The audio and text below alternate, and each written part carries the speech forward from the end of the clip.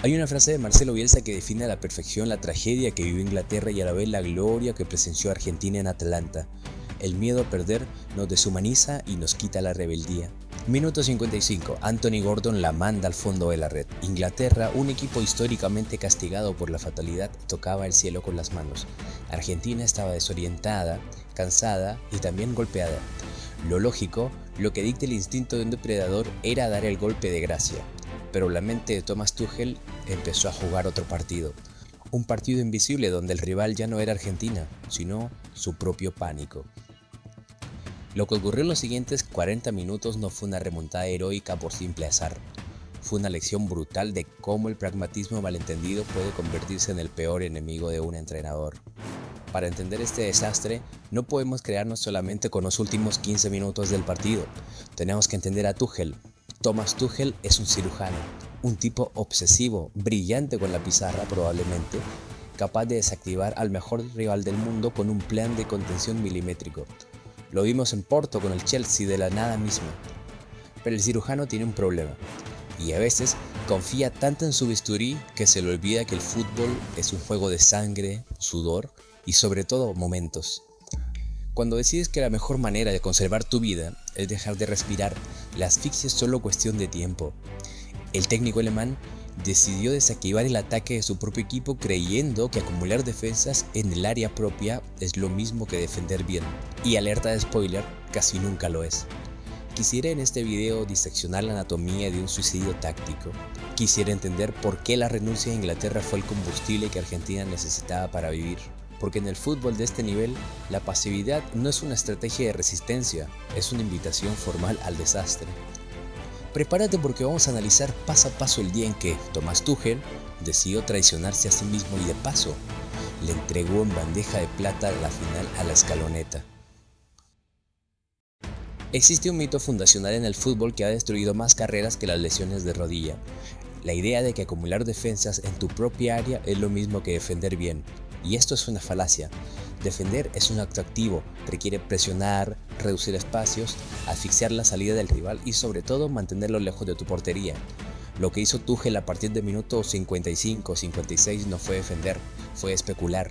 Decía César Luis Menotti, uno de los grandes filósofos de este juego, que el achique de los espacios hacia atrás es un suicidio asistido. Porque cuando das un paso atrás de forma voluntaria no estás protegiendo tu arco, estás invitando al rival a vivir en tu jardín, le estás regalando metros, confianza y lo más peligroso de todo, le estás quitando el miedo al error. La historia del fútbol está pavimentada con los cadáveres de entrenadores que creyeron que el reloj corría más rápido que la pelota. Viajemos a Estambul año 2005. El Milan de Ancelotti, repleto de estrellas, ganaba 3-0 al descanso. Decidieron adormecer el partido, replegarse y dejar que el tiempo pasara. 6 minutos de desconexión y el Liverpool los devoró. O miremos al Atlético de Madrid del Cholo Simeone en Lisboa 2014. El plan de resistencia funcionó durante 92 minutos, pero cuando renuncias por completo a cruzar la mitad de la cancha, la probabilidad de que una pelota parada, un rebote o un destello de genialidad te rompa el esquema roza el 100%. Pep Guardiola lo explicó de manera brillante en una de sus charlas técnicas más famosas. Si nosotros no atacamos, ellos van a atacarnos a nosotros. Si nos atacan en nuestra área, estamos a merced de un rebote, de un penal o de una mala tarde de arquero.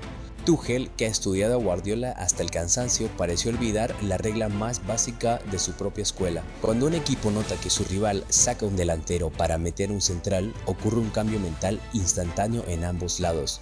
El que defiende siente el mensaje implícito de su técnico: no somos lo suficientemente buenos para seguir jugando de igual a igual, tenemos que escondernos. El que ataca en cambio recibe una inyección de adrenalina, nos tienen miedo y es hora de matarlos. Al sacar a sus piezas de ataque, Tuchel no solo debilitó la estructura táctica de Inglaterra, destruyó su moral. Convirtió a un equipo que estaba dominando el partido en una presa acorralada. Y si hay un equipo en el planeta que sabe perfectamente cómo oler sangre y destrozar a una presa acorralada, o al menos en este mundial, ese es la Argentina de Lionel Scaloni. Para entender la caída de Inglaterra hay que mirar el reloj. Minuto 55, gol de Gordon. En ese instante, Inglaterra tenía el control espacial del partido. Su bloque medio alto impedía que la pelota le llegara limpia a Alexis McAllister o a Enzo Fernández. Argentina chocaba contra una pared porque Inglaterra defendía con el balón, o al menos amenazaba con castigar cada pérdida. Pero apenas 10 minutos después, la pizarra de Tuchel sufrió un cortocircuito. El técnico alemán decidió replegar su línea de presión, ordenó a sus extremos retroceder hasta la altura de los laterales, transformando un sistema de presión en campo rival en una trinchera desesperada en la frontal de su propia área. Fue el primer síntoma de debilidad, y en el fútbol de élite la debilidad se contagia más rápido que la gripe. Hablemos de nombres propios y de decisiones imperdonables para Inglaterra. Cuando tienes a Argentina herida, tu mejor defensa es mantener la cabeza bajo el agua. ¿Cómo lo haces? Manteniendo la amenaza de la velocidad a la espalda de sus centrales. Si tienes delanteros picando al espacio, Cuti Romero y Lisandro Martínez no pueden subir a atacar libremente. Tienen que quedarse atrás por puro instinto de supervivencia. Pero Tuchel hizo exactamente todo lo contrario. Decidió retirar del campo a sus piezas de desahogo. Sacó la velocidad, sacó la pausa en 3/4 de cancha y metió piernas atrás, llenó el campo de centrales y mediocampo de contención. Al quitar la válvula de escape, Inglaterra se quedó sin salida. Cada despeje de la defensa inglesa no era un pase al espacio, era un pelotazo dividido que la saga argentina recuperaba en 3 segundos. Inglaterra se condenó a sí misma a un frontón defensivo donde solo era cuestión de tiempo que la pelota terminara adentro. Miren este mapa de calor. Es una absoluta locura para una semifinal de un mundial. En los últimos 20 minutos, el juego se concentró casi por completo en el radio de los 30 metros alrededor del arco inglés. Al no tener que preocuparse por la velocidad en contra, los mediocampistas argentinos se pararon prácticamente como creadores de juego en la frontal del área rival. Enzo Fernández, que durante todo el partido había tenido que morder y correr hacia atrás, de repente se encontró con tiempo y espacio para levantar la cabeza 25 metros del arco, sin presión, sin oposición, sin un Rice que pueda bloquearle la pelota con toda la libertad del mundo. Tuchel pensó que acumular defensas dentro del área le aseguraba el partido. Lo que no calculó es que si dejas que un jugador con el pie de Enzo Fernández piense durante 3 segundos en la frontal de tu área, la pizarra ya no sirve para nada. En el gol del empate, en el minuto 85 no fue un milagro, fue matemática pura. Mientras en el banquillo inglés reinaba el pánico de quien siente que tiene algo que perder, en el bando argentino se respiraba la paz de los elegidos. Lionel Scaloni no se desesperó con el 1-0 abajo, no es un improvisado. La escaloneta ha pasado por todas las tormentas posibles en los últimos años y ha aprendido una lección fundamental. En el caos, la cabeza fría gana partidos. Scaloni vio el repliegue cobarde de Tuchel y en lugar de amontonar delanteros por desesperación, hizo una lectura de cirujano. Sabía que si Inglaterra renunciaba a atacar en las bandas, él podía liberar a sus laterales. Metió combustible fresco en el medio, estiró la cancha y le dio la orden a su equipo de asfixiar la salida. Argentina no atacaba tontas y a locas, atacaba con la paciencia de quien sabe que una muralla enemiga se está gritando por dentro. Minuto 85. Analicen detenidamente la jugada del empate. Inglaterra defiende con prácticamente 9 hombres dentro de su propia área de castigo. Es una foto grotesca. Hay tanta gente defendiendo en el arco de Pickford que irónicamente nadie está defendiendo la zona donde se deciden los partidos, en la media luna. Hace media hora un volante inglés habría estado allí para iniciar la contra, pero ahora no hay nadie. Solo está Enzo Fernández. Enzo tiene tiempo para acomodar el cuerpo, apuntar y sacar un latigazo con cara interna del botín derecho, un remate soberbio, sí. Pero nace de la absoluta impunidad espacial que Tuchel le regaló. El festejo de Enzo no es solo un desahogo, es el grito de un equipo que sabe que acaba de destrozar psicológicamente a su rival. Con el 1-1 cualquier equipo normal habría especulado con el tiempo extra, pero esta selección argentina no es un equipo normal. Tiene gen de los campeones, huelen la sangre y van por la yugular. Inglaterra a ese momento ya estaba en shock, desorientada tras haber quemado naves defensivas y sin herramientas tácticas para volver a atacar, en caso de que el partido se haya ido a la larga. Minuto 91, Lionel Messi con esa lucidez eterna que aparece cuando el resto ya no tiene piernas, frota la lámpara y saca un centro medido, un centro quirúrgico milimétrico con la intención exacta, y ahí aparece él, el hombre de los goles importantes, el toro Lautaro Martínez. Anticipa una defensa inglesa petrificada por el miedo y mete un cabezazo letal que se clava en la red. No fue un milagro de última hora. Fue el desenlace inevitable de un partido donde un equipo jugó para no perder y el otro, fiel a su historia, jugó a ganar. En la sala de prensa de Atlanta, las explicaciones tácticas de Tuchel sonaron a excusa.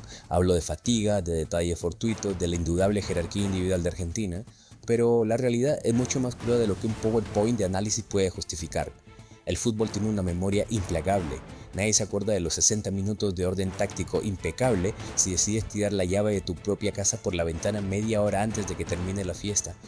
Tuchel justificó sus cambios buscando estabilidad defensiva, pero en el fútbol moderno, la única estabilidad real te la da el control del juego. Al entregar la pelota entregas tu destino, y cuando le das tu destino a un rival herido, lo más probable es que te lo devuelva destruido. El gran error de entrenadores ultrarracionales como Thomas Tuchel es creer que el fútbol es una ciencia exacta, que puede meter 11 variables en una computadora y que el resultado siempre será el mismo. Se olvidan del factor humano, se olvidan de la moral. Cuando metes a tu equipo en tu propio arco le estás inyectando dudas a tus propios jugadores. Los defensores más fuertes se vuelven vulnerables cuando sienten la presión de que un solo resbalón significa la eliminación. El arquero más seguro duda cuando tienes a 10 rivales merodeando su área chica. El pragmatismo extremo no es inteligencia, a menudo es solo el miedo disfrazado de estrategia. Argentina no ganó esta semifinal porque sus jugadores corrieran más o tuvieran mejores estadísticas en GPS. Lo ganó porque ante la duda eligieron la valentía. Inglaterra, ante la duda, eligió el refugio. Y el fútbol, que es un deporte de valientes, terminó haciendo justicia. La semifinal de Atlanta nos deja una lección que trasciende este mundial. Nos enseña que en el fútbol de élite, renunciar a tu identidad es el camino más rápido hacia el fracaso. Thomas Tuchel diseñó un plan perfecto para anular a Argentina y terminó anulando a su propio equipo. Mientras la escaloneta celebra un pase histórico a la final, Inglaterra queda lamiéndose las heridas de una herida que ellos mismos se provocaron. Y ahora la pregunta queda de tu lado. ¿Crees que la decisión de Tuchel fue una cobardía imperdonable o simplemente un planteamiento lógico que salió mal por la jerarquía de Argentina? ¿Es posible ganar un mundial jugando a no perder en el siglo XXI? Déjanos tu análisis táctico en los comentarios.